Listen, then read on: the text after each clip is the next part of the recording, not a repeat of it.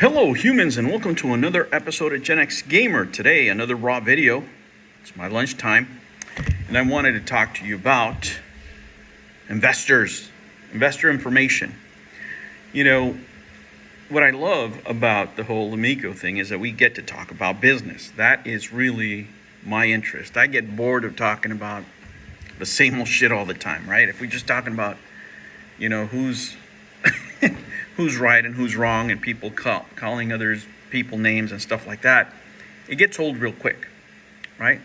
But there's a lot of learning, specifically when it comes to business and this whole ordeal. Now, let me talk about this Tommy ignoring his investors, for example. This what's being said right now. And I'm not debating whether that is right or wrong, but I want to get you thinking about something else. Number one, you have investors that are asking questions now. Now you're asking questions. You weren't asking questions before the investment, right? At some point, grown men, specifically grown adults, have to take responsibility for their actions. And this is something that you should learn now before you do any investing into any private venture, okay? People sign all kinds of contracts. For example, and the internet has made it very easy for you to sign contracts that you don't know what the hell you're signing. For example, YouTube, right? Basically, when I use YouTube and I agree to this terms of service, pretty much I'm agreeing to not say anything, for example, that that the Chinese government wouldn't want me to say, right? Because Google and big tech in China are like this, right? Or certain political points of view, right? I can't express my own if they differ from those of Google and their parent companies or any social media. You do that all the time. You're signing certain things away that may not appear to be fair, but you're doing it willingly or unwillingly, it doesn't matter, or ignorantly because you didn't read the contract. In everyday business, right? And if you're going to sign any contract, if you're going to invest any money, the first thing that you have to do, which is your responsibility, you can't put this on anybody else. You need to have your lawyer read the contract. And if you don't have a lawyer, get one. It'll cost you $300 to $500 for somebody to read a contract.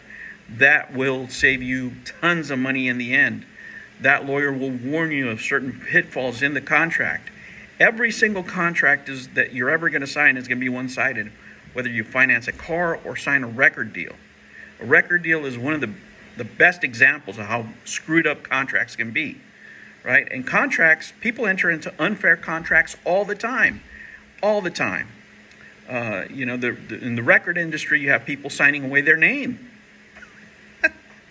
People make deals they're so desperate to get signed, they'll sign away a 365 or 360 contract, as they call it, where the record company owns everything, their social media, their name, everything, absolutely everything they do for about 7 years, for a little bit of money up front. So that's something that you have to be aware of. That happens in life all the time. Now, whether it's Tommy or Intellivision or any other company, right? What did you sign in your investment contract or agreement, right? Did you agree? Is it part of the contract for him to keep you updated every moment of every single day? And I'm not defending him, by the way, or any company. I'm just saying, do you know what your contract says? Are you demanding things that are not part of the contract? If not a part of the contract, he's not obligated to do them. If it's not part of the agreement, he's not obligated to do them. Is it nice if he would do them? Yeah, it'd be great, right? But you don't have to. When I invest, for example, and this is why I told a lot of people that investing in the stock market is a lot different than investing in this. In the stock market, I get quarterly reports of every company that I own, right? Stock in. I can look at them. I can see where they're going. I don't have to ask them how they're spending their money because I can see their books, right? So it's a different animal, right? And I don't know what the agreements were in whatever investment, platform they used or whatever.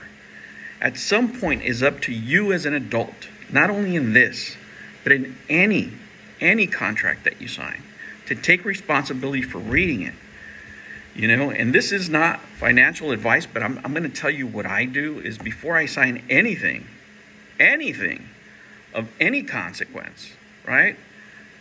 I have my lawyer read it. Yes, and it costs $500 and it sucks.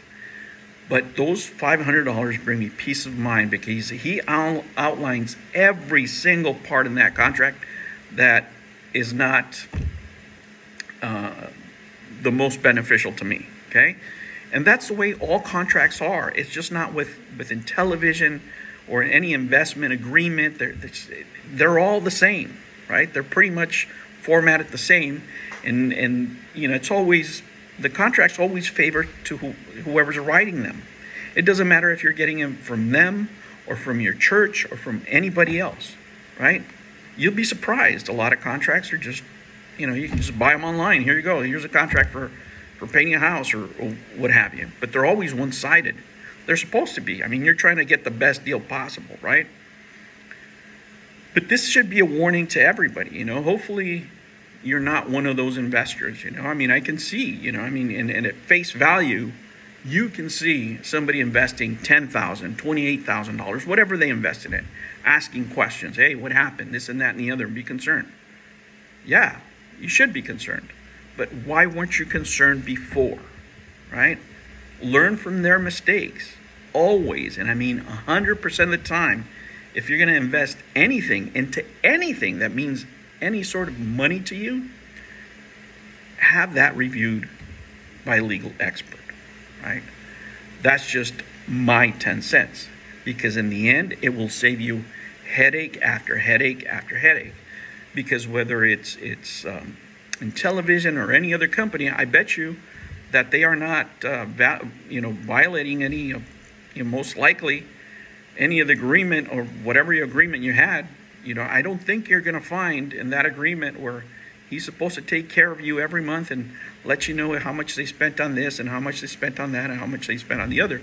You should, right? If it was me personally, I would have signed a contract where that was happening, where I get to see the books.